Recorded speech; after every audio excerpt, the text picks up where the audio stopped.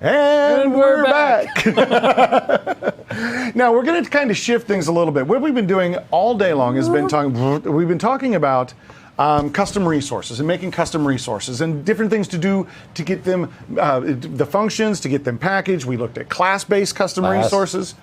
Now we're going to shift a little bit and we're going to talk about configurations by talking about something called a composite resource. I love the name because it's really more about configurations than it is resources. It's kind of about configurations that look like resources that you can use. This is a great technique to work with, even though it's kind of confusing when you talk about it. We're also, in our last module, going to take a look at partial configurations as well. So let's tell you what, flip me down to the slides and let's take a look at what we're going to do.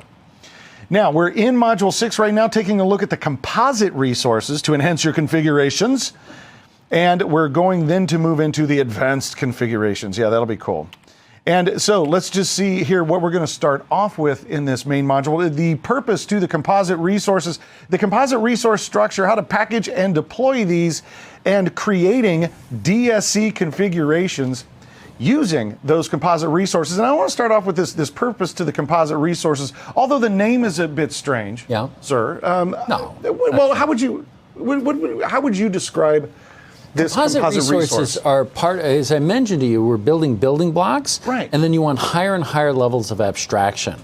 Okay, so sometimes you say, well, hey, that thing that I want isn't there. You know, there isn't a resource for it, but it turns out it's really just a composition of another set of resources. So I want IIS to be installed. I want a Windows feature, IIS installed. I want this port open. I want these files there, etc. So instead of doing all those low-level things, you build a composite resource that then composes into each one of those resources. And help me out here, because the way I was thinking of it was like, okay, I'm the web guy, and yep, I know all the web settings, and yep, I know that you're going to need these web settings for a variety of additional configurations that you're going to be doing. Well, how about if I do that, make it as a composite resource, and then you don't have to know anything about that. You just call it, it does that, and then you can add on your own stuff. Yeah, exactly. And actually, did we already show a composite resource? Did we do the service set? Yes, you did this. That's a composite resource. You did this concept a little bit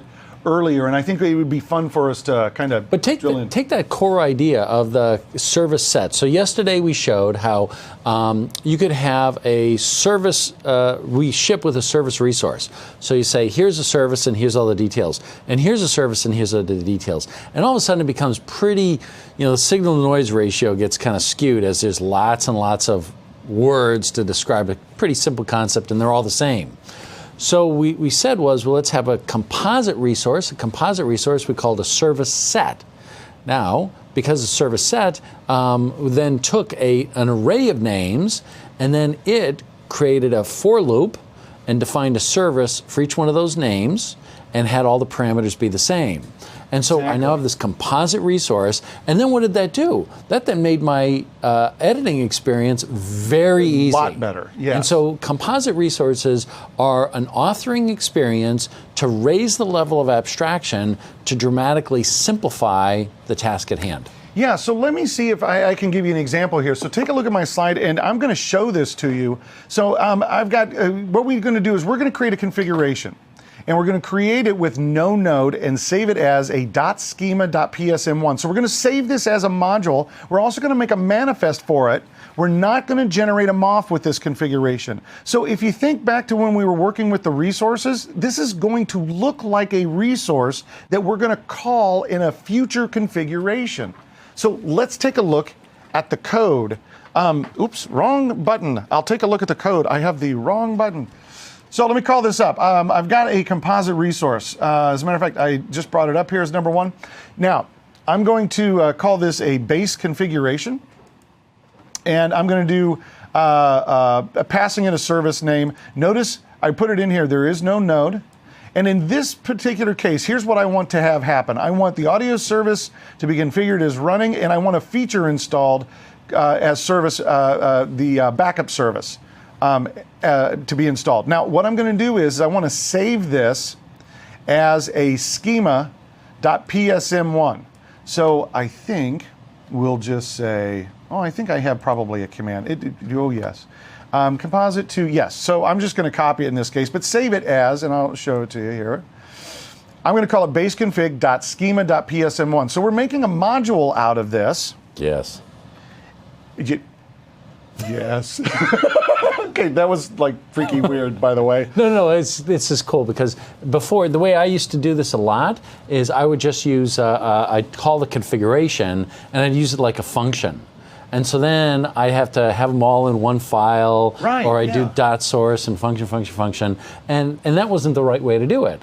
Instead, so I'd have all my resources be like, service set.ps1 or something, or psm1, and then I'd have to include it all. But when you call it schema.mof, then it makes it a true resource that then is in a module. You'll need a PSD, you're going to show that, and you have to have a GUID for it. But then it's a proper module, and then you can use it anywhere. It's the proper way to do it. Yeah, and this is one of the things that's kind of confusing about it is that it looks like a resource, but it's a configuration. So here, let me keep showing you. So I've got a new item. I'm going to create a directory for this because we're going to create this composite resource.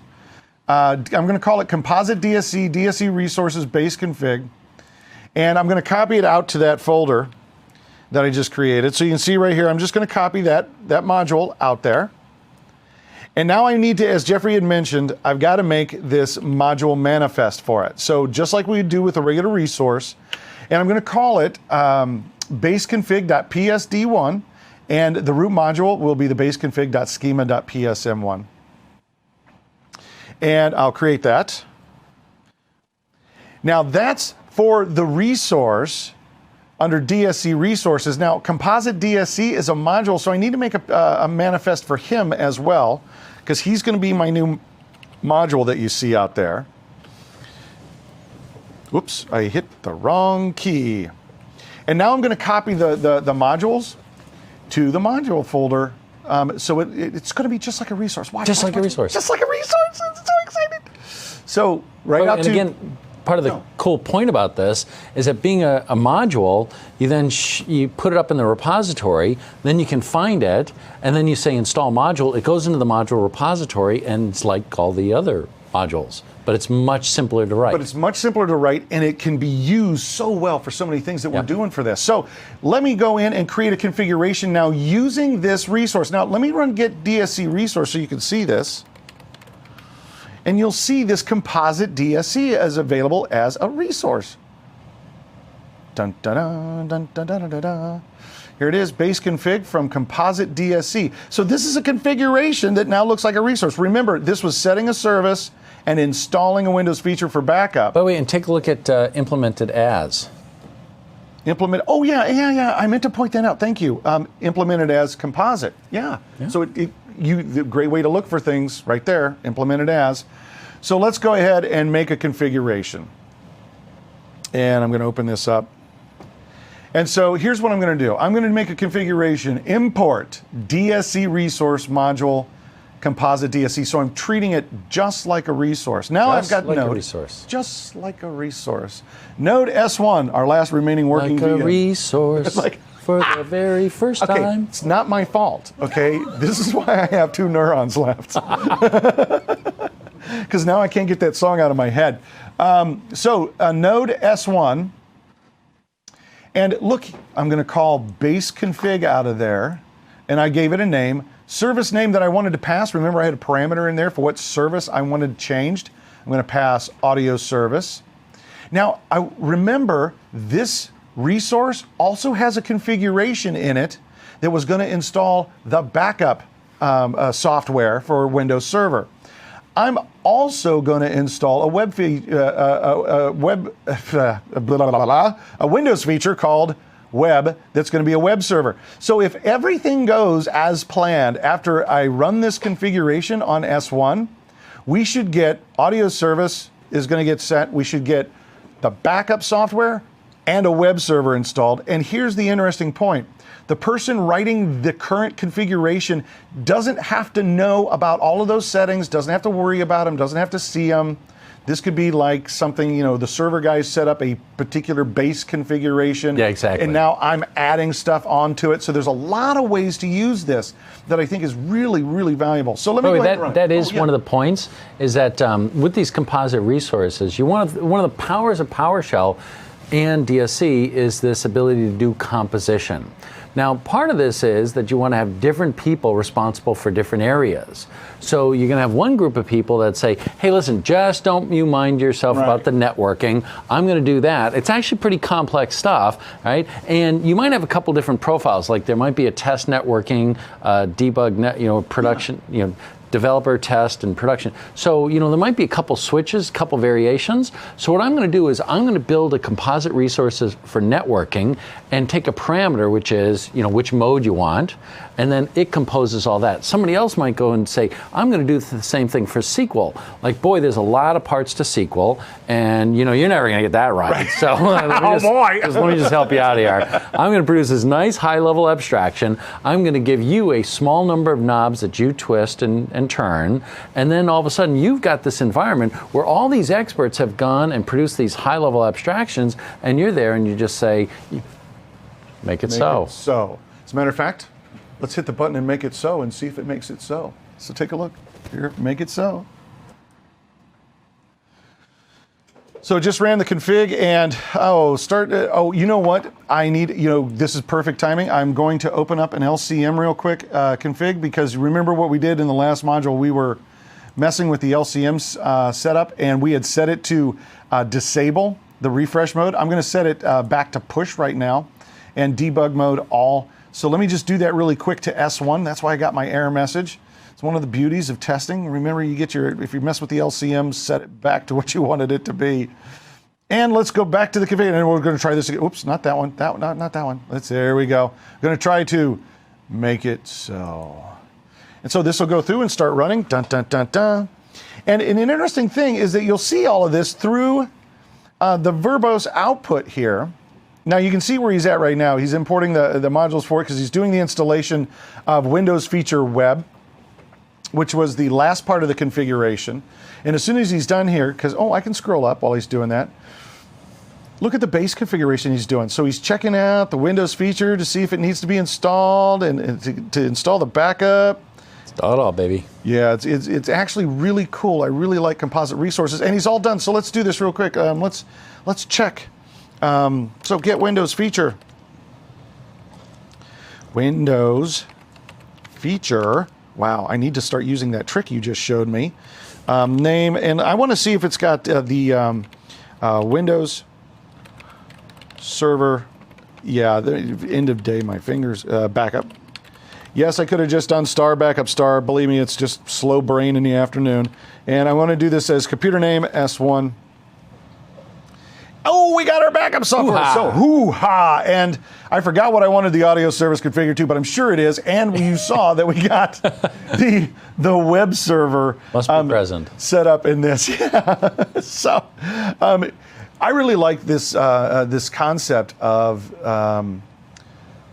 having these composite configs. Now, I did want to show everybody really quick the MOF. And yes, this is an important element. Yeah, because this is the MOF that got built when we did this. So look at how the MOF got built for that configuration.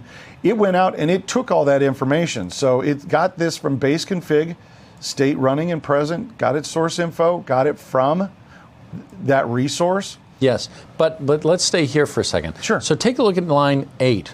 Okay. So what's happening is, you configured something called a base config. Right. But what you're seeing here is you're seeing it's an instance of an MSFT resource. Service resource.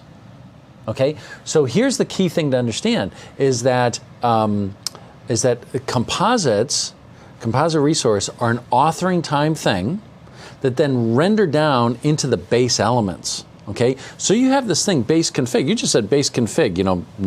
This blah blah blah, and that then might translate into 100 lower level resources. In the MOF, you're going to see 100 lower level resources. When you do a get DSC configuration, you're going to see 100 low level resources.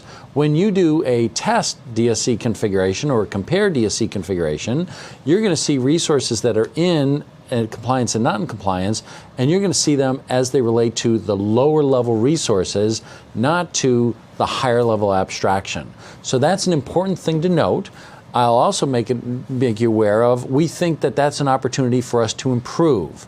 Now, if you go back to the MOF. Interesting, okay. If you go back to the MOF, you'll see on line 10, the resource ID, okay, whereas on line 8, we're showing that it's a service resource. On line 10, we're showing where it came from. Right. So we actually have the information required to rebuild that higher level of abstraction, but that's quite a bit of work to do. So we'll see where we get. So maybe there might be a possibility in the future where the MOF is reduced and doesn't have all 100 of those things in it. Exactly. So, okay. Don't necessarily count on it, but, could be one of those times. Now, what's interesting about this is we go through the MOF, you'll also see that I've got the configuration in here for web server. You'll also see here's where we got the configuration for the server backup. So just what Jeffrey was saying is that the MOF gets built with all of those features, and here it came from the base config. And gets configured, it'll have everything that's in there in it. So really this is an abstraction for us as we're doing these, and maybe as when we're creating this, depending upon the teams, how they're set up, as we talked about, like with the network team and so forth, could be creating these base-like configurations, and then we just tack on the stuff that we need. I really like these composite resources. Now let me take a look here where we're doing on the slides, because you know what, I was saying that we did the packaging and deploying. Another time the production guy is going to beat the daylights out of me. But however, the one thing that the production guy will not beat the daylights out of me on is this, is that I thought, and I just want to kind of point out to everybody that, and I'll go back to the code here real quick. Just want to point out to everybody that, yes, this finished up a little bit quicker in this module than we anticipated. But composite resources, as you start to work with them, again, just as a quick review for the composite resource, it's make a configuration with no node and then put that into a PSM1, a module, give it a manifest. We're going to treat it like a resource. We're going to copy it out like a resource, and then we're going to import it in a different configuration, just like a resource, and that'll bring that configuration in when that MOF gets built, and we can just add stuff to it. I think this is pretty cool stuff. It's crazy cool stuff. Yeah, crazy. It's crazy. Crazy Just cool. Crazy. Now, look, we got done a little bit early in this module, which is fine. Yeah. That's all good, because the next thing we have to talk about, you know how classes were kind of scaring me a little bit? This partial configuration thing kind of scares me a little bit. Oh, it's mentally. way cool.